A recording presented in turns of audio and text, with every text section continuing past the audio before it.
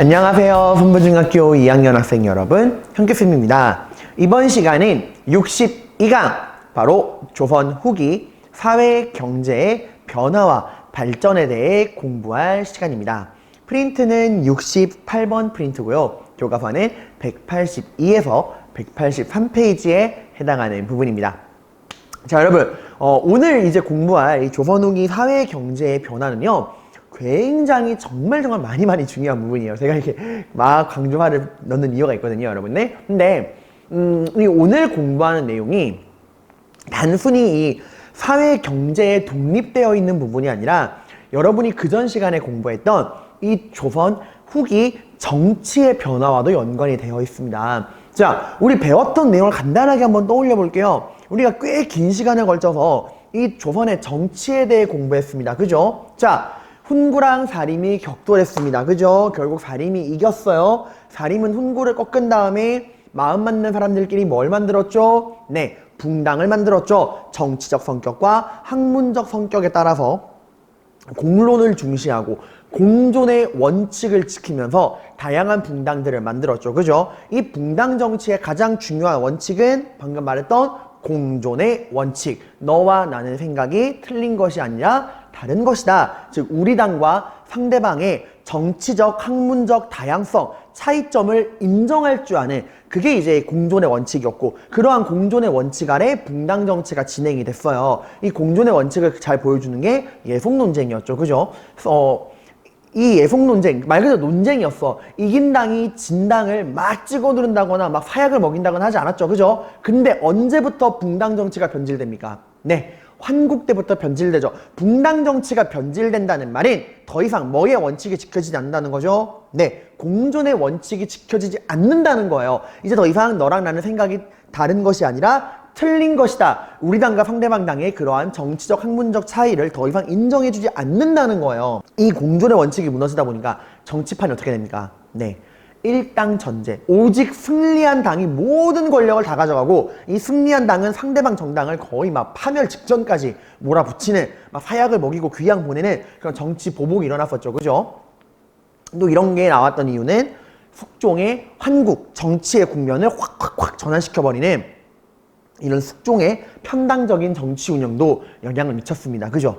근데 봐봐, 이렇게 붕당 정치가 변질된 표면적인 이유는 숙종의 환국이지만 그 속에 더 깊이 들어가면 근본적인 이유가 있다고 제가 간단하게 이야기를 했죠. 그 근본적 이유가 뭐였죠? 그래, 조선 후기 사회 경제적인 큰 변화가 나서 그래요. 간단히 이야기하면 조선 후기 여러분들 경제가 엄청나게 발전합니다. 특히 숙종 때쯤 되면은 대동법이 전국으로 시행되고, 이 조선이 양란으로 입은 상처를 거의 다 치료하고요. 오히려 이제 농업, 사과업, 수공업 모든 분야에서 엄청난 발전을 이루어냅니다. 그 과정에서 누가 등장하냐? 돈을 많이 번 부유한 평민들이 등장해요. 이 부유한 평민들이 이제 어디를 장악하기 시작합니까? 살인들의 근거지인 향촌사회를 장악하기 시작해. 향촌사회의 그 주도권을 위협한단 말이에요. 그러니까 이제 중앙정치에서 밀려나서 향촌사회로 내려오면은 누구랑 싸워야 돼? 이 부유한 평민과 그 부유한 평민에게 뇌물을 받아먹고 결탁한 수령이랑 이 향촌사회의 주도권을 놓고 싸워야 돼. 더 이상 향촌사회가 안전하지 않다는 거죠. 거기다가 이런 이제 밀려났을 경우에 이런 어려움이 있고, 반대로 이겼으면, 중앙정치에서 이기면 차지할 수 있는 보상의 양이 그전에 비해서 훨씬 늘었죠. 경제가 발전하다 보니까. 게임으로 치면은 퀘스트에서 이제 퀘스트를 성공하면 얻을 수 있는 보상은 훨씬 늘었는데, 퀘스트를 실패했을 때 그 후유증이 너무 커지는 거야. 이해가요, 여러분들? 이런 상황이다 보니 목숨 걸고 정치투쟁에 나서는 겁니다. 그러면 오늘 그럼 어떠한 경제적 변화가 있었길래, 뭐 어떻게 부유한 평민들이 성장했길래, 어떻게 향촌사회에서 양반들의 주도권이 위협당했길래 정치에서 그런 일당 전제와 같은 파행적인 정치가 나오느냐? 오늘은 그 이제 조선의 정치까지 변질시켰던 근본적인 원인, 조선의 경제 발전과 그로 인한 사회의 변화를 살펴보도록 할 겁니다, 여러분들. 그러니까 이게 여러분 항상 정치랑 연결해서 봐야 돼요. 막 따로따로 공부하는 게 아니야. 다 연결돼 있어요, 여러분들. 정치, 경제, 사회, 문화는 모두가 연결돼 있습니다. 자, 그럼 오늘 일단 조선의 이런 후기 경제의 변화를 볼 건데, 크게 농업과 상업으로 나누어 살펴보도록 할게요. 일단 농업이 가장 기본입니다, 여러분들. 왜냐면 조선은 농업 국가잖아요. 오늘날이야 이제 대한민국이 이제 뭐 공업, 산업 국가지만 이 당시 조선은 철저한 농업 국가였거든요. 전체 인구의 90%가 농민인 농업 국가였습니다. 당연히 모든 변화는 농업에서, 사회의 가장 중요한 기반인 농업에서 시작이 된다라는 걸 명심하시기 바랍니다.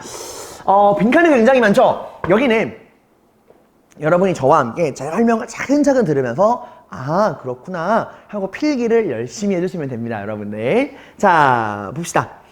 여러분, 저도 농부가 아니에요. 저도 평생 농사를 지어본 적이 없거든요, 여러분들.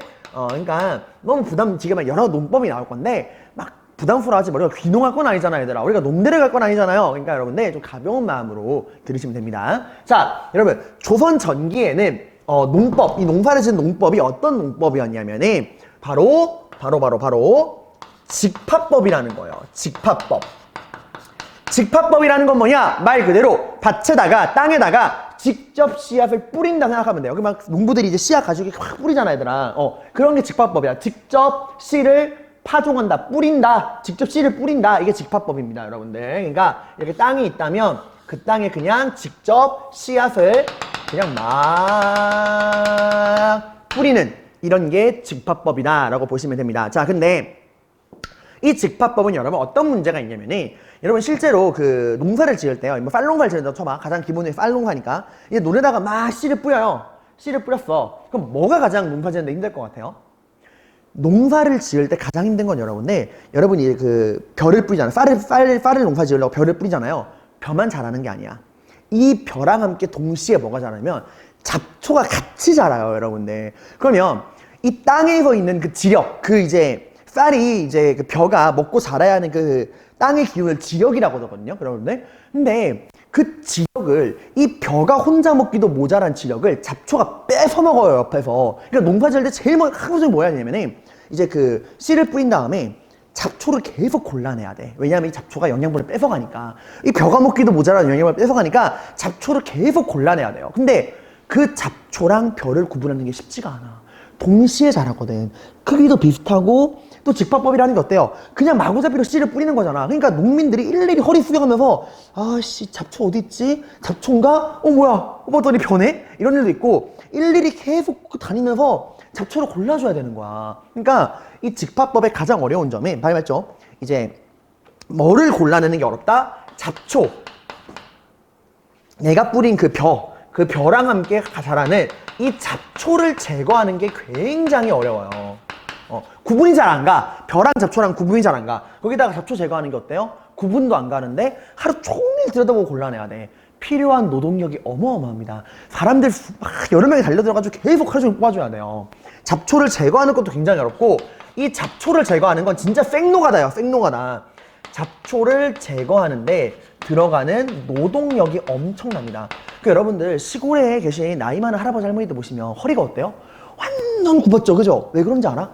계속 허리 숙여가지고 그 농사 짓는 데라 잡초 골라내고 하니까 뼈가 굳어버린 거예요. 그래서 이렇게 굳어버린 거야, 얘들아. 그러니까 잡초라는 건 제거하기도 굉장히 어렵고, 이 간단하게 직파법은 그 씨앗을 불규칙하게 뿌리기 때문에 그 잡초를 제거하는 게 힘들고 노동력도 많이 든다라고 하는 거 생각하시면 됩니다. 근데 이러한 직파법의 문제점을 개선한 새로운 농법이 조선 후기에 보급되기 시작합니다. 그게 바로 뭐냐? 조선 후기에 새롭게 등장한 이제 농법.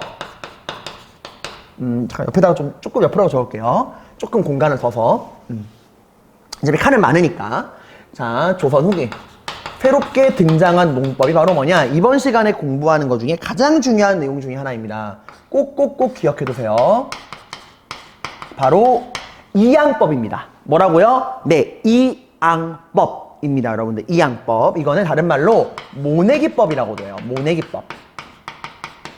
모내기 한다는 말 들어본 적 있을 거예요, 여러분들. 자, 이 이양법이라는 건 뭐냐면 직파법이랑 시스템 자체가 달라. 직파법은 뭐였어요? 그냥 땅에다가 씨앗을 바로 뿌리는 게 직파법이었죠, 그죠? 그러면서 동시에 막 잡초랑 동시에 자라는 직파법이라는 게 뭐였죠, 여러분들? 그냥 씨앗을 밭에다가 직접 바로바로 뿌리는 거였죠, 그죠? 그 과정에서 자라나는 잡초를 함께 골라내주는 게 직파법이었잖아. 근데 이양법은 그렇게 하는 게 아니야. 바로 씨앗을 땅에다가 뿌리는 게 아니라 별도의 모판이라고 해가지고 여러분들 이제 물에 담겨있는 이 모판에다가 별을 미리 심어놔요. 이렇게 별을 미리 딱 심어놓는 거야.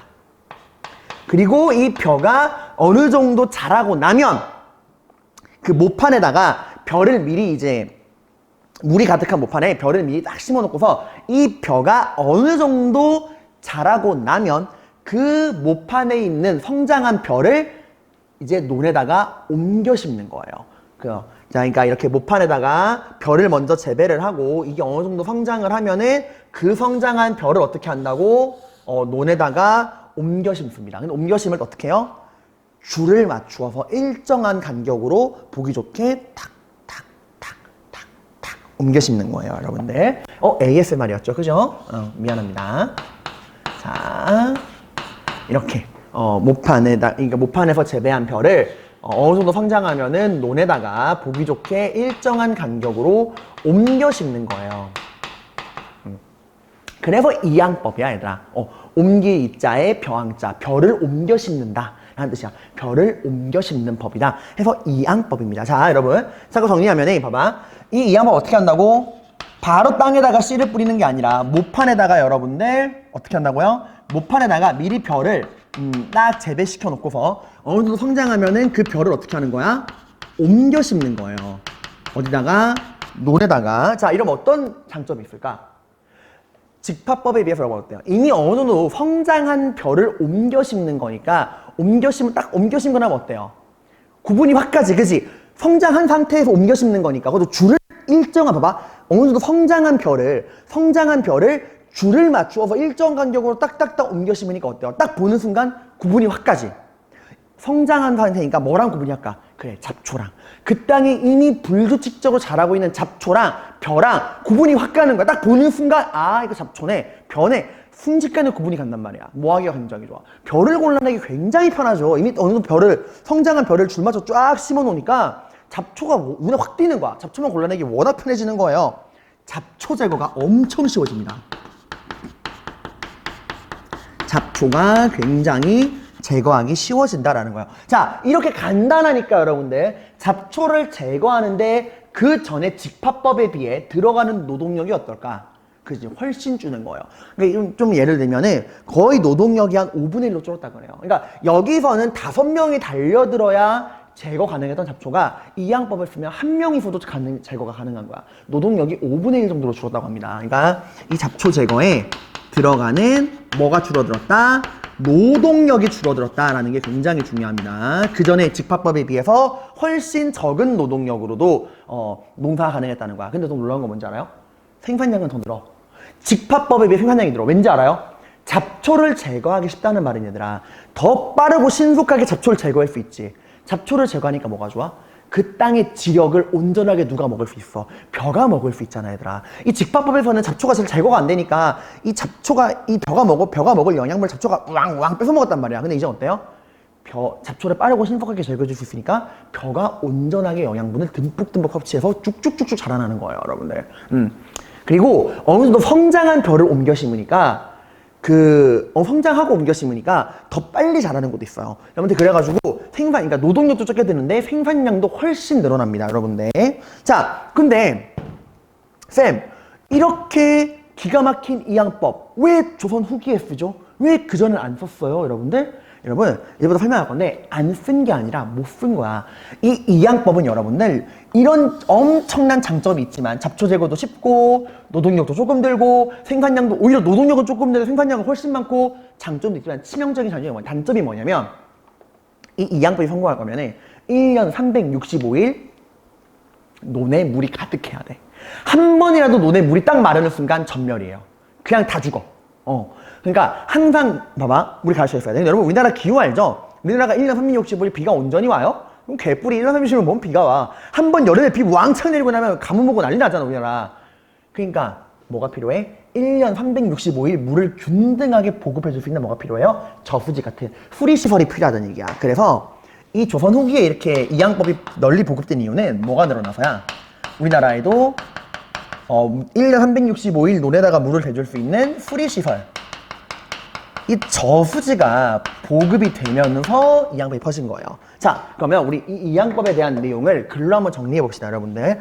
이양법이 모든 조선 후기 경제의 핵심이야.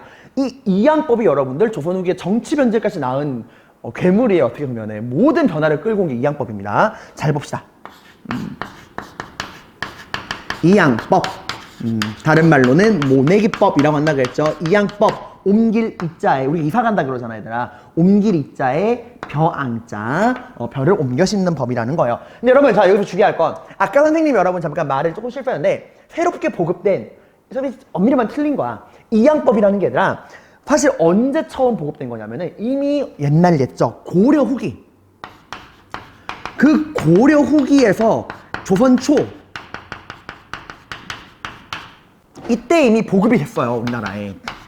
이게 원래 그 중국의 송나라에서 이제 나온 농법이거든요, 여러분들. 고려시대도 송나라 기억나죠, 여러분들? 그 여진족한테 거란족 요즘에 뚝 까먹고 막 돈만 바치는 애들 있잖아. 힘없던 애들. 근데 걔네들이 그 남쪽 지방으로 밀려나면서 그 여진족이랑 그 거란과 여진족에게 밀려서 그 남쪽 지방으로 밀려나는 과정에서 농업 생산량을 늘리려고 노력을 되게 많이 해. 그래서 그때 이제 발견된 농법이고 우리나라 넘어오거든. 어쨌건 중요한 거는 우리나라에 언제 보급됐다? 조선 후기가 아니야. 이미 고려 후기랑 조선 초기에 이양법은 우리나라에 보급이 되어 있던 상태였어요, 여러분들. 15세기에 이미 조선 남부지방에서 보급이 되어 있던 상태였어. 그런데 조선 정부는 이 이양법을 국법으로 금지합니다. 농민들이 함부로 이양법으로 농사를 지으면 국법으로 처벌했어요. 왜? 이양법은 얘들아, 밭듯이 장점이 엄청 많아. 잡초를 제거하기도 쉽고 노동력도 조금 들고 노동력은 조금 들었는데 생산량이 많아. 농민들이 너도나도 이양법, 새롭게 보급된 이양법을 써먹으려고 그랬어. 근데 말했죠. 이양법은 1년 365일 어떻게 한다? 논에 뭐가 차 있어야 돼? 물이 항상 균등하게 차 있어야 돼. 단 한순간이라도 가뭄이 들거나 물 보급이 안 돼서 물이 딱 마르는 순간 다 죽어요. 직파법은 그렇진 않아, 얘들아. 직파법은 그냥 비가 오건 안 오건 그냥 힘들긴 하지만 일정한 양의 생산량은 항상 보장이 돼. 근데 이양법은 한 번 물이 딱 마르는 순간 전멸이란 말이야. 그래서 실제로 처음에 통제 안 했더니 농민들이 너도나도 와, 이양법 할래 이랬다가 가뭄 들고 물 보급이 안 돼서 1년 농사 망했네. 이렇게 돼버린 경우가 많은 거야. 그래서 국가가 안 되겠다. 통제해야겠다. 함부로 준비되지 않은 상태에서 이양법을 했다간 그냥 1년 농사 쫄딱 망하고 백성들 삶이 파탄난다 해서 국법으로 금지합니다. 그런데 봐봐, 이때까지 왜 금지했을까? 아직까지 조선이라는 나라가 이 이양법을 감당할 만큼의 그런 수리시설, 저수지가 전국적으로 보급이 안 돼 있던 상태인 거야. 그래서 조선 정부가 법으로 금지한 거야. 근데 시간이 지나고 이 조선이라는 나라가 점점점 발전해 나가면서 점점 이 나라에 뭐가 보급될까요? 바로 수리시설. 그 저수지 있죠? 이 저수지가 이제 전국적으로 보급이 되는 거야. 자, 이러니까 얘들아, 이제 수리시설이 보급이 됐어. 1년 365일 논에 물을 공급할 수 있게 됐어. 이 말인즉슨 이제 무엇을 위험 부담 없이 할 수 있게 됐다? 이양법을 위험 부담 없이 할 수 있게 된 거야. 이렇게 되면 굳이 조선 정부가 이 좋은 이양법을 금지시킬 이유가 있나요? 없죠. 그래가지고 이제 여러분들 조선 후기 때부터는 정부도 딱히 태클 걸지 않아. 할 거면 해, 이거야 이제. 그래서 이 수리시설이 보급되기 시작한 조선 후기 때부터 여러분들 이양법은 전국적으로 확대가 됩니다. 전국적으로 확대가 돼요. 자, 그럼 이 이양법이 확대되면서 어떤 결과가 나왔느냐, 어떠한 결과가 나왔느냐, 이걸 좀 보도록 하겠습니다. 일단 여러분들 결과, 그 전에 직파법에 비해서 여러분들 필요로 하는 노동력의 양은 어떻게 됐어요? 훨씬 줄죠. 잡초를 제거하는 데 필요한 노동력이 줄니까 기본적으로 이 농사에 들어가는 노동력이 줄어. 근데 생산량은 늘죠. 생산량은 오히려 늘어. 잡초 제거가 쉬워지니까. 잡초 제거하는데 들어가는 노동력, 그러니까 얼마가 줄었냐면 노동력이 얘들아 5분의 1로 줄었어요. 그러니까 그 전에 5명이 하던 걸 1명이 할 수 있어. 근데 생산량은 2배 이상 늘었어요. 이게 완전 개이득 아닌가요, 여러분들? 5분의 1의 노동력의 2배의 생산량. 자, 그러다 보니까 얘들아 또 이제 어떤 또 변화 가지고 오냐? 이제 쓰고 설명할게요. 이모작이라는 게 가능해집니다. 이모작. 여러분이 생각하는 그 명절에 만나는 그 이모가 아니에요, 여러분들. 자, 여러분, 이 이모작에 대한 설명을 좀 할게요. 이 이모작이라는 건 뭐냐면 하나의 땅에서 2가지 작물을 함께 재배할 수 있다라는 겁니다. 그 2가지 작물이 뭐냐? 바로 벼와 보리예요. 정리하면 이모작은 뭐라고? 하나의 땅에서 벼와 보리를 함께 농사 지을 수 있다라는 개념입니다. 이 이모작이 여러분들 직파법 때는 불가능했어요. 근데 바로 이 이양법이 등장하면서 이모작이 가능해집니다. 자, 그러면 도대체 어떻게 해서 이양법이 들어와서 뭐 어떤 변화가 생겼길래 이 이모작, 벼와 보리가 함께 하나의 땅에서 농사가 가능했느냐, 그걸 조금 설명을 해드릴게요, 여러분들. 여러분 아래다가 적으세요. 저는 이게 공간이 좀 부족해서 옆에다가 적겠습니다. 여러분 아래다가 잘 따라 적으세요. 자, 여기 보시면 여러분들 이렇게 쫙 계절을 좀 표시해봤습니다. 자, 봐봐 얘들아. 우리 보리 있죠, 보리. 여러분 보리밥 좋아하십니까? 그 보리는 여러분들 농사를 언제 짓냐면은 가을에 씨를 뿌려요. 이 보리는 언제 씨를 뿌린다고? 가을에 파종, 그러니까 씨를 뿌린다는 게 파종이죠. 씨를 뿌리고 언제 추수를 하냐면 봄에 추수를 합니다. 그러니까 보리는 가을에 씨를 뿌려서 봄에 추수를 해요. 그러니까 이 가을에 씨를 뿌려서 봄, 이 4, 5월 달 이때쯤 이제 추수를 합니다. 자, 그런데 벼는 여러분들 언제 씨를 뿌리냐면은 봄에 씨앗을 뿌린 다음에 가을에 추수를 해요. 자, 벼는 여러분들 언제 씨를 뿌린다고요? 네, 봄에 씨를 뿌려서 가을에 추수를 합니다. 자, 봐봐. 보리는 가을에 씨를 뿌려서 봄에 추수를 하고요. 벼는 봄에 씨앗을 뿌려서 가을에 추수를 해. 어때, 얘들아? 이 가운데 기간이 어때요? 겹쳐. 이게 저 한 달 정도 되는 시간이지만 겹쳐요. 그러니까 이 하나의 땅에서는 원래 그 전에 직파법 때만 해도 보리 농사랑 벼 농사는 하나의 땅에서 공유할 수가 없어. 왜? 겹치니까. 아직 딱 벼를 씨를 뿌리려고 딱 보면은 아직 보리 추수가 안 된 거야. 그 보리를 추수하고 나면 이미 벼는 파종할 시기가 지났단 말이야. 그래서 이 중간에 이 한 달 정도 겹치는 이 시간 때문에 이 벼랑 보리는 하나의 땅에서는 원래 같이 농사를 지을 수가 없어요. 그런데 이양법은 이걸 가능하게 했어. 왜? 이양법은 말했죠. 직파법은 처음부터 땅에다가 씨를 그냥 직접 뿌리는 거지만 이양법은 바로 씨를 뿌리는 게 아니라 모판에다가 벼를 심어 놓고서 그 벼가 어느 정도 성장하면은 그 벼를 논에다가 옮겨 심는 게 이양법이었죠. 그죠? 그럼 언제? 이때. 이 겹치는 기간. 이 보리를 추수하는 봄, 그리고 이 벼에 씨를 뿌려야 되는 이 가운데다 겹치는 기간 있죠. 이때 여러분들 모판에서 벼를 재배하면 되잖아. 이양법대로. 그럼 그 땅은 보리에 양보할 수 있죠. 그죠? 이 보리를 추수할 때까지, 이 보리 추수가 마무리되는 봄 시즌까지 벼는 모판에서 기르면 돼. 그리고 이 보리의 추수가 다 끝나서 땅에 공간이 생기면 그 다음에 이 모판에 있던 벼를 어떻게 하면 돼요? 이 땅에다가 옮겨 심으면 되잖아. 그치?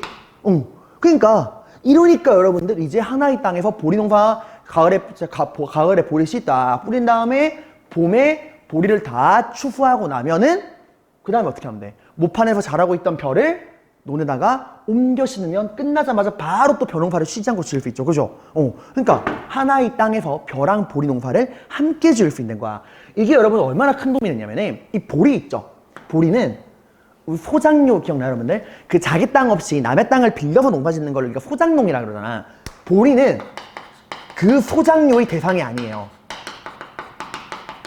그러니까 이 쌀 농사는 당연히 이제 그 소작농으로 내야 되는 거지만 생산량의 절반을 보리만큼은 지주들도 소작농이 가져가지 않았어. 그러니까 굉장히 소작농들의 그 줄인 배를 채워주는 그게 바로 보리였어요, 여러분들. 그래서 우리가 보릿고개라는 말도 쓰잖아. 서민들 입장에서 이 보리가 굉장히 소중하니까 이 보리가 딱 떨어질 때 보릿고개라 그래요, 여러분들. 그래서 요즘에도 그러잖아. 보리밥을 먹으면 배가 빨리 꺼진다, 막 이런 얘기 하잖아요. 그러니까 이 보리라고 하는 게 참 서민들의 애망이 담겨있는 그런 음식입니다.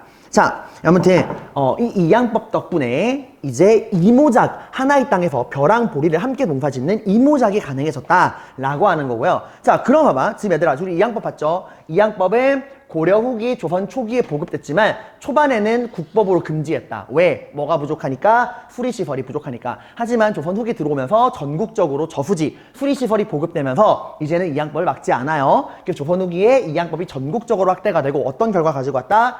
더 적은 노동력으로 더 많은 생산량. 거기다가 벼랑 보리를 하나의 땅에서 농사짓는 이모작을 가능하게 했다라고 했죠. 그죠? 자, 그러면 이제 여기 결과에 이어서 영향도 살펴보도록 합시다. 이모작이 그러면 어떠한 영향을 가져왔는가 이것도 한번 살펴보도록 할게요. 영향. 자, 여기까지만 보면 여러분들 와, 이모작 진짜 기가 막히다. 아니, 이 양법 기가 막히다. 이 양법 너무 좋다라고 생각할 수 있죠. 근데 여러분 항상 기술의 발전이 인간에게 좋은 것만을 가지고 오진 않아요. 우리 기억나요, 여러분들? 인류가 언제부터 불평등해졌죠? 언제까지 평등했죠? 네, 신석기 시대까지. 농사가 이제 막 시작돼서 잉여 생산물이라고 찾아볼 수 없던, 모두가 다 같이 일해야 겨우 먹고 살던 그 절대적 가난의 시대, 그 구석기 신석기 때만 해도 모든 인류는 평등했죠. 그죠? 잉여 생산물이라는 게 없으니까. 근데 청동기 때 변호사가 시작되면서 농업이 발전하면서 잉여 생산물의 개념이 등장하는 순간 그 남아도는 잉여 생산물을 어떻게 나누어 가질 것이냐를 놓고서 갈등이 벌어지고 힘센 놈, 약한 놈, 가진 자와 못 가진 자, 계급이라는 게 등장했죠. 그죠? 그때부터 불평등의 시작이었잖아요, 얘들아. 그것도 마찬가지. 여러분 얼마 전에 선생님이 TV 프로 봤는데 그리고 혹시 간이역이라는 거 아세요? 간이역? 기차가 얘들아, 그 요즘에는 워낙 KTX고 새마을호고 슝슝 지나가는데 옛날 같은 경우는 기차가 되게 그 시골에 조그마한 역에도 좀 섰어요. 그럼 간이역이라고 그러거든? 근데 요즘에 그런 간이역이 사라지고 있습니다. 왜 사라지는지 알아요? 기차가 기술이 발전하면서 기차가 한 번 달리면 속도가 엄청 빠르잖아. 그러니까 그런 중간중간에 조그만 시골역에 멈춰줄 수가 없는 거야. 한 번 달리면 쫙 달려야 되는데 이 중간중간 멈추면 속도가 안 나잖아. 그래서 그냥 간이역 폐쇄. 그러니까 그런 시골에 사시는 분들은 기차 한번 타려면 이제 정말 그 힘든 몸을 이끌고 큰 대도시까지 나가야 돼. 그러니까 기술의 발전이 꼭 인간에게 혜택만을 주는 건 아닙니다. 그런 기술의 발전에서 혜택을 보는 사람도 있지만 소외되는 사람도 분명히 존재해요, 여러분들.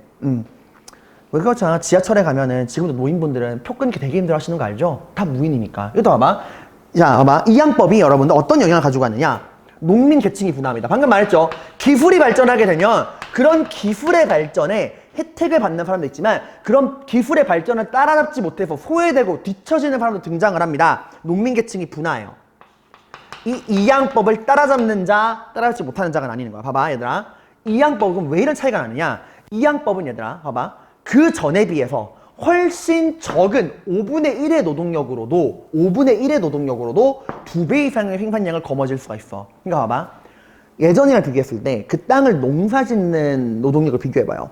그 전에 10명이서 농사를 지어야 되는 땅이 있었다면 이제 이 양법이 시행되는 순간 몇 명만 필요해? 노동력은 5분의 1이라고 했죠? 10명이 농사 지을 땅에 이제 몇 명이 필요한 거야? 2명. 2명만 있으면 충분히 농사를 짓고 남는 거야. 자, 10명 중에 2명만 필요해. 그러면 나머지 8명 어떻게 돼요? 잘리겠죠? 그럼 여러분이 지주입니다. 여러분이 이제 소작을 줘야 되는데, 땅을 소작을 줘야 되는데, 이 양법 덕분에 10명이 아니라 2명에게만 소작을 줘도 충분해. 그럼 누굴 어떻게 뽑을래요, 기준? 그렇지, 당연히 똘똘한 2명을 남기고 좀 모자라고 좀 속도 느리고 좀 그런 어리숙한 사람 8명을 잘라낼 거 아니야, 그지? 이렇게 돼서 여러분들, 농민 계층이 이 양법 때문에 분화하게 되는 거야. 그러니까 이 더 적은 노동력이 필요하다 보니까 그러니까 능력 있고 농사를 잘 짓는 일부 사람들은 살아남아서 분홍이 돼요. 왜? 그 적은 노동력으로도 훨씬 더 많은 생산량을 생산하는 게 이 양법이니까 이 변화에 적응하는 데 성공한 일부 농민들은 부자 농민, 부유한 농민, 부농이 되지만 대다수는 땅을 잃어버리게 되는 거예요, 여러분들.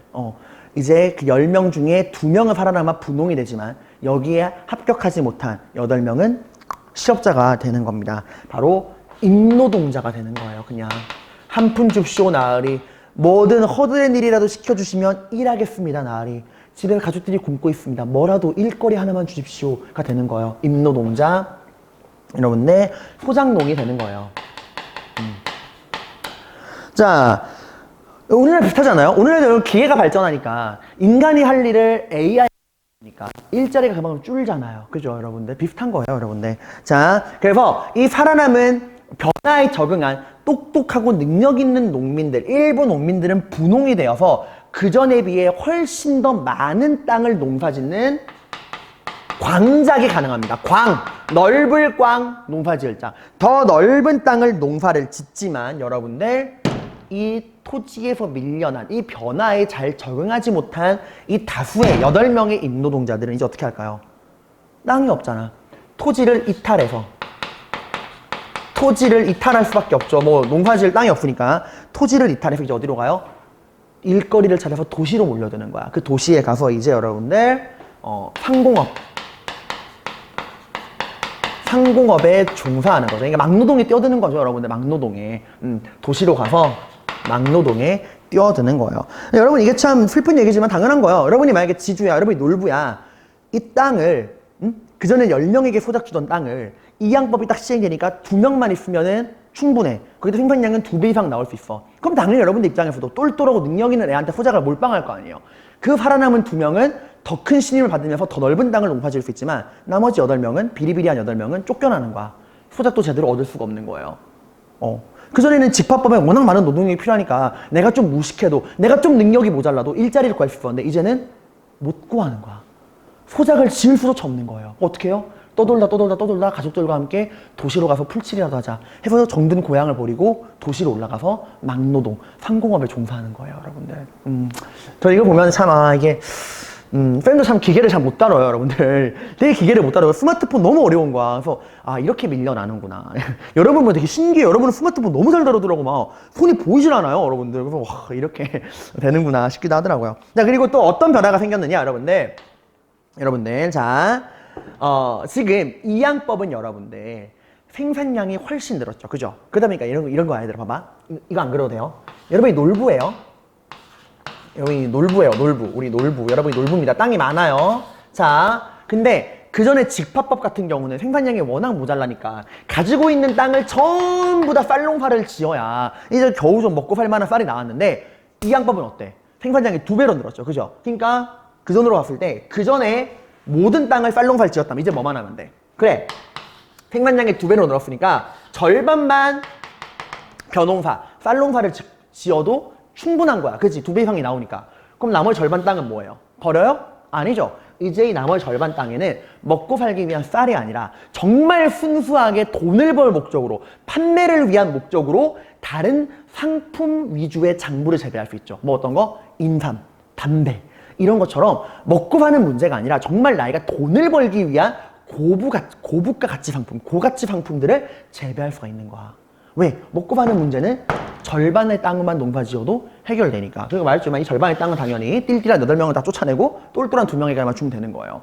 이런 변화가 생기는 거야. 그러니까 봐봐. 이제부터 뭐가 되는 거야? 먹고 사는 문제, 먹고 사는 작물, 쌀이 아니라 이제 뭐도 재배할 수 있다. 남는 땅에 순수하게 돈을 벌 목적으로, 판매만을 위한 목적으로 작물을 재배할 수 있다는 거예요. 이런 걸 우리가 뭐라 그러냐면 바로 상품 작물이라 그럽니다.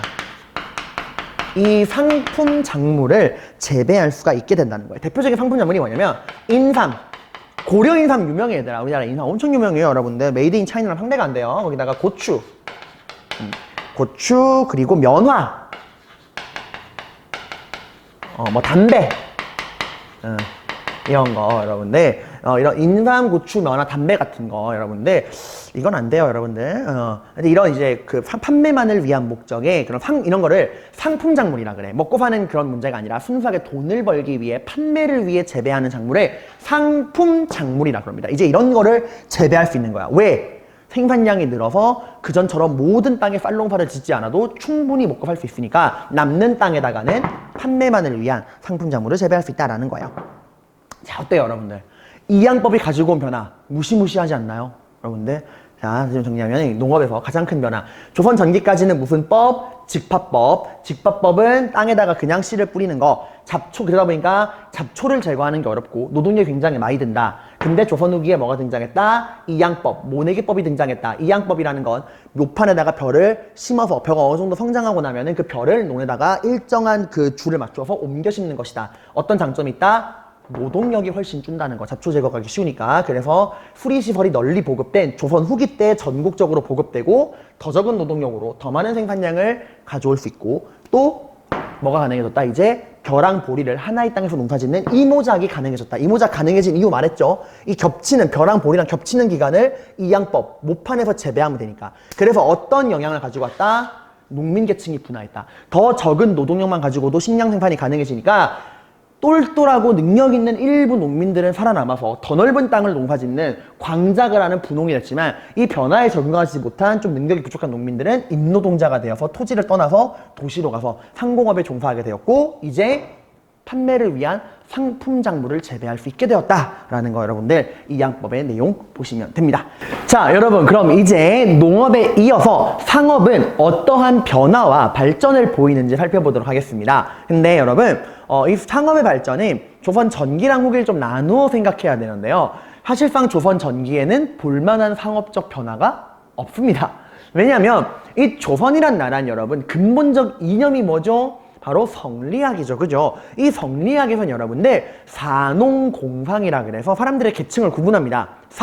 선비가 가장 위고요. 그 다음이 농업, 그 다음이 공업, 그 다음이 상업이에요. 그러니까 사농공상으로 사람들의 계층을 구분하는데 보시면 알겠지만 선비 4대부를 제외하고 가장 위에 있는 게 뭐야? 농민이야. 그리고 이런 말이 있어요. 농자 천하지 대본. 농업이야말로 농민이야말로 이 천하의 근본이다 라고 했어. 왜냐면 당시에 농업국가기도 하고 성리학이라는 건 여러분 그러니까 되게 도덕적이고 윤리적인 학문이잖아요. 그러다 보니까 그 4대부들 선비들이 보기에 가장 최고의 그 업은 농업인 거야. 정직하거든. 정말 땅은 정직하잖아. 땀 흘린 만큼의 결과를 주잖아요. 그죠? 그래서 농업은 정말 정직한 것이라 했고 공업도 뭐 농업보다 못하지만 어쨌건 손으로 내가 물건을 만드는 거니까. 근데 이 4대부들이 가장 천시한 게 상업이에요. 왜? 상업은 정직하지 못하다 생각했거든. 내가 땀 흘린 만큼 정확한 결과물이 나오는 농업이랑은 다르잖아. 상업이라는 게 뭐예요? 고객님 이번에 이 커피 2+1 원행 사시는데 2개 4만 원 더 드려요. 이런 식으로 막 어떻게든 이 말로 화려한 화술로 고객에게서 돈을 받아내는 거잖아. 그러니까 양반들이 보기에는 땀 흘리고 노력하는 게 아니라 이 화술로 고객을 어떻게든 후려쳐서 이문을 남기는 부정직한, 그러니까 부도덕하고 부정직한 정직하지 못한 것이다 생각을 했어요. 그런 말 있잖아. 최고의 거짓말. 이거 미치고 파는 거예요. 딱 거짓말이잖아 얘들아. 어떻게든 이득을 남기는 거니까. 그래서 상업을 굉장히 조선 전기 초기에는 국가가 나서 상업을 철저하게 통제했습니다. 왜? 상업을 풀어주면 땀 흘려서 일해야 되는 농민들이 상업에 눈 돌린다 이거지. 야 나는 하루 종일 땡볕에서 농사 지어서 쌀 한 가마니 얻었는데 쟤는 이빨 잘 털어가 장사하더니 이만큼의 재산을 얻었네? 아이씨 이게 뭐야 나 농사 안 지어! 이렇게 돼버릴까봐 농민들이 딴 데 눈 돌리지 않게 하기 위해서라도 상업을 정말 철저하게 통제해서 여러분 제가 방금 좀 그런 말을 썼죠. 이게 4대부들의 인식이었어. 상인들은 이것만 하는 사람들이다. 그러니까 농민들아 너희가 근본이니 눈 돌리지 마라 했던 게 조선 초기야. 근데 조선 후기 가면이 상업이 엄청나게 발전하고 더 이상 국가가 통제할 수 있는 수준을 벗어납니다. 왜 그렇게 되느냐? 상업이 이렇게 국가의 통제를 벗어나서 폭발적으로 성장하는 배경을 좀 보도록 하겠습니다. 여러분들 자 볼게요. 배경 상업이 발전하게 된 배경입니다. 여러분 거기다가 글자 너무 크게 쓰지 마세요. 자 배경 첫 번째는 농업에서 변화가 일어났습니다. 우리 방금 봤죠? 무슨 법? 이양법. 자 이양법 모내기법이라고도 하죠 여러분들. 이 이양법, 모내기법은 그 전에 비해서 훨씬 적은 노동력으로 5분의 1도 안 되는 노동력으로 2배 넘는 생산량을 가지고 올 수 있는 획기적인 농법이었죠. 조선 후기에 본격적으로 보급이 됩니다. 이 이양법 덕분에 여러분들 생산량이 느니까 뭐가 늘어날까? 그래, 먹고 나서도 남아도는 충분히 먹고도 남아도는 잉여 생산물이 등장하게 되는 거야. 이 생산량 자체가 워낙 늘다 보니까 충분히 배부르게 먹고도 남는 잉여 생산물이 나오고 이 남아도는 잉여 생산물 어떻게 해? 버릴 거예요? 팔아야죠. 잉여 생산물이 이제 시장으로 나오기 시작하는 거야. 사람들이 이제 먹고 남는 잉여 생산물을 시장에 팔기 시작합니다. 그리고 아까 이 양법으로 여러분들 생산량이 늘다 보니까 그 전에 비해서 이제 쌀 농사만 짓지 않아도 돼. 그 전에 한 절반 정도만 쌀 농사를 짓고 나머지 땅에다가 뭘 지었죠? 판매를 위한 돈이 되는 인삼, 고추, 담배 같은 상품 작물을 재배할 수 있게 된다 그랬죠 여러분들. 이것도 당연히 어디로 나올까? 그래 애초에 얘는 판매를 위해 나온 거야. 바로 시장으로 나오게 됩니다. 이번에 나온 고추입니다. 인삼입니다. 이렇게 시장에 나오게 되는 거예요 여러분들. 이러다 보니까 여러분들 당연히 상업활동이 그전보다 어떻게 돼요? 늘어나게 되는 거야. 그러니까 이게 여러분 아이러니한 게 농업이 발전하니까 황이 발전하게 되는 거야. 농업의 발전으로 더 많은 생산물이 나오고 잉여 생산물이 나오니까 이 남아도는 잉여 생산물을 팔기 시작하고 상품 판매 작물이 재배되면서 이것도 시장에 팔기 시작하고 그러니까 농업이 발전하니까 상업까지 발전하게 되는 거예요. 상업 활동이 늘어나게 됩니다. 자, 근데 이런 물건을 파는 공간이 어디예요? 시장이죠. 당연히 이렇게 물건의 유통이 활발해지니까 그 물건을 사고 파는 시장도 발전하게 되겠죠. 바로 어디가 발전해요? 시장. 당시 시장을 뭐라 그래? 장시라 그래. 장시도 엄청나게 발전합니다. 그러니까 여러분들 또 상업이 발전하는 이유는 아까 말했듯이 더 적은 노동력이 필요하다 보니까 이 변화에 적응한 농민들과 그렇지 못한 농민들에서 농민 계층이 분화를 하게 되죠, 여러분들. 소수의 농민들은 부유한 농민이 되어서 훨씬 더 넓은 땅을 농사짓는 광작이 가능해졌지만 대다수의 농민들은 이제는 소작조차 하기 힘든 뭐가 되는 거야? 임노동자가 되는 거예요. 자, 이 임노동자들이 여러분들 먹고 살아야 되니까 어떻게 해? 더 이상 농촌에서는 땅을 얻을 수가 없어. 그러니까 어떻게 해요? 토지를 이탈해서 어디로 가죠? 도시로 간다 그랬죠. 이제 소작을 얻지 못해서 토지를 벗어나서 여러분들 도시로 이동을 하고요. 그 도시로 가서 뭐 하는 거야? 상공업에 종사하는 거예요. 이해가, 얘들아? 그러니까 그냥 자판 까는 거야. 가서 그냥 아무거나 파는 거예요. 사주세요. 여러분 좀 이렇게 말하면 오해하지 말고 여러분들. 지하철에서나 가끔 여러분들 막 이상한 물건 파는 사람들 있죠. 그냥 막 자판 하나 깔고서 그런 거야. 당장 내가 먹고 살 길이 막막해지니까 어떻게든 먹고 살아야 되니까 그냥 아무 물건이나 아무 데나 갖다 파는 거예요, 여러분들. 그래서 그런 도시로 가서 상공업에 종사하게 됩니다. 자, 그리고 또 하나. 이게 첫 번째가 이제 이양법으로 인해서 상업이 발전하게 된 거고요. 이게 이양법이 정말 중요한 거야, 얘들아. 자, 두 번째. 대동법 기억나요? 대동법? 대동법 기억납니까? 우리 조선 후기 그 제도 변화할 때 세금 제도의 변화. 대동법 기억나요? 대동법이 뭐예요? 공납. 원래 공납이었지. 공납은 뭘 내는 거였지? 특산물을 내는 거였죠. 기준이 뭐야? 집집마다 동일한 양의 특산물을 부과하던 공납. 방납의 폐단이 등장하고 문제점이 많았죠. 그걸 고치면서 나온 게 뭐예요? 대동법이었죠. 대동법은 뭡니까? 이제 특산물이 아니라 뭘로 내라? 쌀이나 돈으로 내라. 그리고 쌀과 돈을 부과하는 기준이 뭐예요? 토지 기준. 이제 집집마다 동일한 양이 아니라 토지 기준으로 변하면서 빈부의 격차가 반영이 됐죠. 그죠, 여러분들? 자, 그리고 이제 농민들에게 특산물이 아니라 쌀과 돈으로 이제 국가가 세금을 걷잖아. 근데 국가는 특산물이 필요하잖아. 어떻게? 그래, 이제는 농민들에게 직접 걷지를 못하니까 농민들에게 거둔 쌀과 돈으로 국가가 필요로 하는 특산물을 국가가 직접 구해야 돼. 근데 임금님이 직접 시장 갈 수는 없잖아. 어떻게 한다고 했죠? 국가가 필요로 하는 특산물을 대신 사다 주는 상인들이 등장했다. 걔들이 뭐다? 공인이다 라고 이야기를 했죠, 여러분들. 공인. 국가가 필요로 하는 물품을 대신 구입해주는 공인이 등장을 한다고 했죠.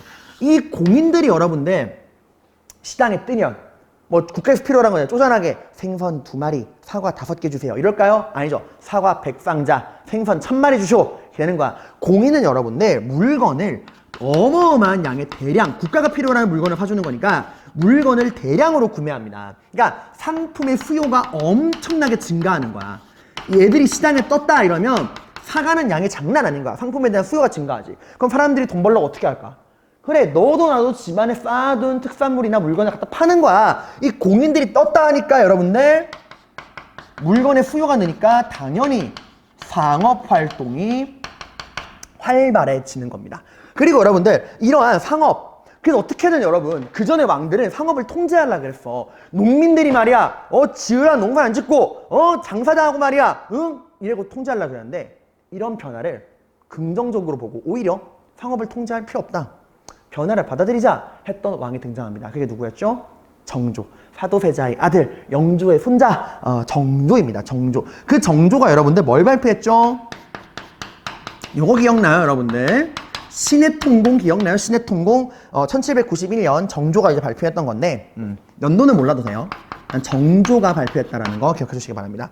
이건 뭘 폐지한 거야? 원래 여러분 좀 이따 이제 상인의 종류도 배우겠지만 다음 시간에 배우게 되겠죠. 그 조선은 말지 상업을 통제하다 보니까 아무나 장사를 못했어. 원래 국가에게 허락받은 상인들만, 그러니까 국가에 세금을 내고 공식적으로 허락받은 상인들만 허락받은 물건을 팔 수가 있었어요. 그런 걸 뭐라 그래? 시전 상인이라 그래. 이제 수도 서울 한양에서 국가의 허락을 받아서 공식적으로 장사하는 시전 상인들이 있었고 이 시전 상인들을 제외하면 다 불법이었어요. 여기 봐봐. 이 위에 말하는 이런 상인들 다 불법이었단 말이야. 당시에서 공인은 당연히 합법이지만 불법이었단 말이야. 근데 이 조선 전기까지만 해도 이 시전 상인들이 유통하는 물건만으로도 이 조선이란 나라의 상업 활동은 충분히 커버가 됐어요. 워낙 나라의 경제 규모가 쪼따만하니까. 근데 이제 조선 후기에 보면은 어때? 국가의 상업 규모, 경제 규모가 엄청 커졌지. 더 이상 시전 상인들이 유통하는 물건만으로는 감당이 안 되는 거예요. 그래서 너도 나도 사람들이 돈 벌려고 막 그 시장에다가 막 자판 하나 깔고 물건 팔고 이러니까 얘가 얼마나 억울해, 시전 상인들이.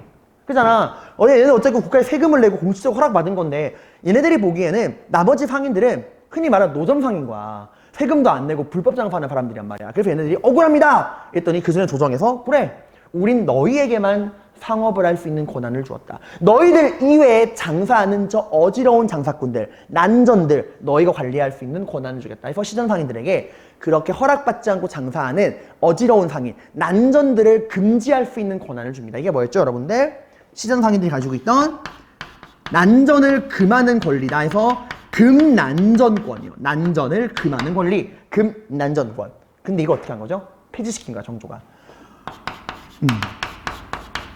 이제 허락받지 않아도 된다. 그냥 장사하고 싶은 사람들은 마음껏 장사해라.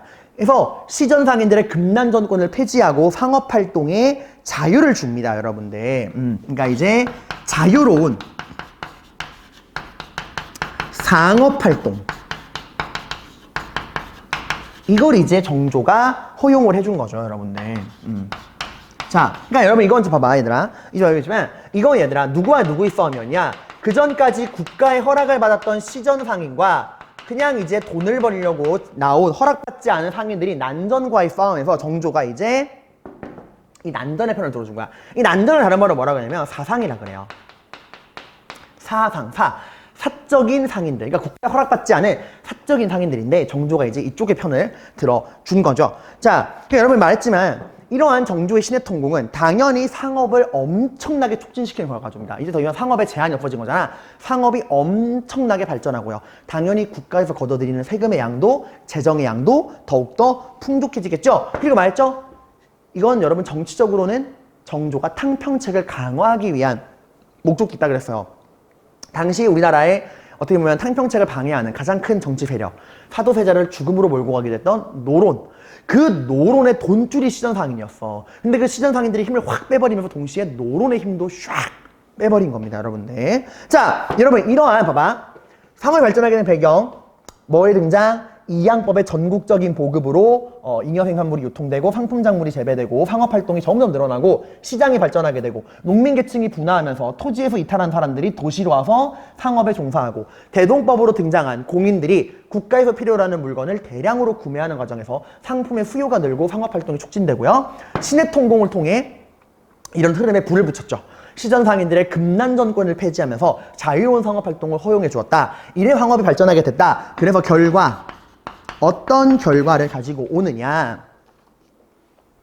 자, 이제 여러분들 물건을 사고 파는 이 물건의 유통의 경제가 훨씬 발전하게 돼요. 바로 상품화폐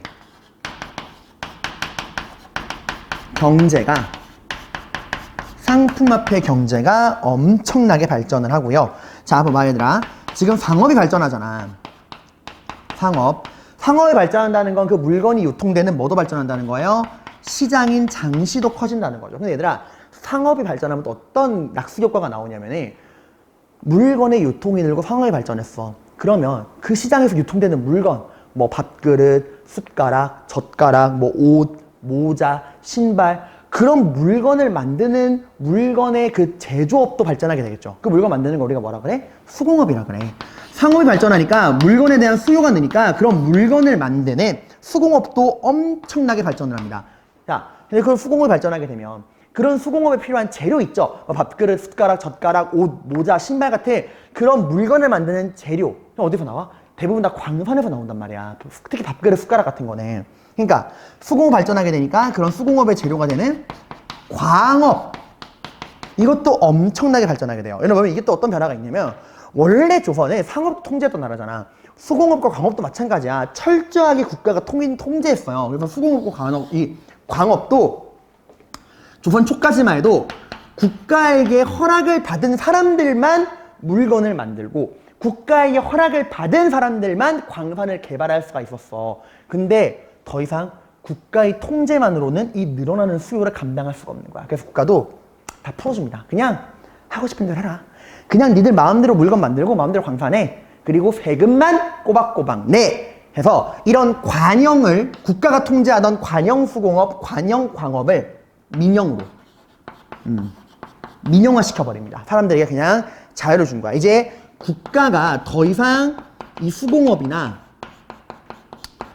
광업을 통제할 수가 없는 거죠. 그냥 마음대로 하고 세금이나 내. 이렇게 되는 거야. 자, 이렇게 해서 발전하게 되고요. 이렇게 해서 상업 발전인데 원래 이번 시간에 하려고 그랬는데 시간 계산 끊을 건데요. 여러분들 여기서 다음 시간에 뭘 공부할 거냐. 지금 여기 봐봐. 정조의 신해통공으로 여러분들 엄청나게 많은 상인들, 새롭게 등장하는 상인들이 생길 거 아니야. 그지? 이 조선 후기에 다양한 상인들이 등장을 합니다. 근데 이 상인들의 종류가 되게 잘 나와요, 여러분들. 어떤 상인들이 있냐, 뭐 시전 상인, 뭐 경강 상인, 뭐 만상, 내상, 많거든. 그런 상인들이 어떤 지역을 거점으로 어떻게 활동을 하느냐. 이게 옛날 같은 경우는 막 그 상도라고 하는 드라마, 임상옥이라고 하는 그걸 임상옥이라는 전설적인 그 송악의 그 송상을 배경으로 한 드라마가 있었는데 요즘에 이게 그 얘기하면은 선사시대 얘기가 돼서 더 이상 그런 얘기 못 하고요, 여러분들. 다음 시간엔 여러분들 이 조선이란 나라에 어떤 상인들이 있느냐 그거에 관해서 공부해 보도록 하겠습니다. 자, 여러분 우리 이번 시간 뭐 공부했죠? 조선 후기 사회 경제의 발전. 그 중에서도 이번 시간에는 조선 후기의 경제 발전에 대해서 공부했고요. 그 경제 발전에서도 뭐랑 뭐를 봤죠? 농업과 상업에 대해 살펴봤죠, 여러분들. 자, 농업은 가장 핵심이 뭐가 전국적으로 보급된 거야? 그래, 이양법. 이양법이라는 게 어떤 거고 개념이 뭐고 이게 어떻게 해서 등장하게 됐고 확산됐는지 배경 그리고 이양법이 확산된 결과와 영향 이런 것들 개념을 확실하게 잡아줘야 돼. 이양법이 가장 중요합니다. 그리고 상업에서는 어떻게 해서 상업이 국가의 통제를 벗어나서 규모가 커졌는가 발전하게 되었는가 상업의 발전 배경 결과 살펴봤습니다. 자, 이번 시간 고생 많으셨고요. 다음 시간에 더 즐거운 수업으로 만나도록 하겠습니다. 고생 많으셨습니다.